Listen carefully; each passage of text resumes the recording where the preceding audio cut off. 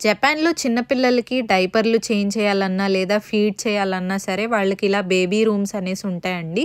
So, first అయితే ఇక్కడ మీరు చూస్తున్నారు గదా! పిల్లలు ఆడుకోవడానికి ప్లేయింగ్ ఏరియా అనేది ఉంటుంది. ఇవి చాలా అడ్వాన్స్డ్‌గా ఉంటాయి. చాలా నీట్‌గా మెయింటైన్ చేస్తారు. ఇక ఈ రూమ్ వచ్చేసి డైపర్ చేంజింగ్ రూమ్ అనమాట. ఇక ఇక్కడ చూస్తున్నది డస్ట్‌బిన్ అండి. దీన్నే గోమీబాకో అని చెప్పేసి అంటారు. ఇంకా రైట్ సైడ్ మీరు చూస్తున్నారు కదా! చిన్ని బెడ్స్ లాంటివి ఇక్కడ పిల్లల్ని పడుకోబెట్టి బెల్ట్ వేస్తారు కదలకుండా. ఇంకా డైపర్ తీసేసి ఈ మెషిన్‌లో వేసేస్తారు. అక్కడ పైన బటన్ కనపడుతుంది కదా! అది నొక్కితే డైపర్ అనేది డిస్పోజ్ అయిపోతుంది. ఒకవేళ పిల్లల బరువు చూడాలంటే ఇక్కడ వెయింగ్ స్కేల్ ఉందండి. ఇక్కడ పిల్లల్ని బరువు చూస్తారు. ఇదంతా టోటల్‌గా ఫ్రీ అండి. మనం రూపాయి కూడా పే చేయాల్సిన అవసరం అయితే ఉండదు. ఇంకా లోపల వచ్చేసి పిల్లల్ని ఫీడ్ చేసే ఏరియా అన్నమాట. ఒక్కొక్కరికి ఒక్కొక్క రూమ్ ఉంటుంది.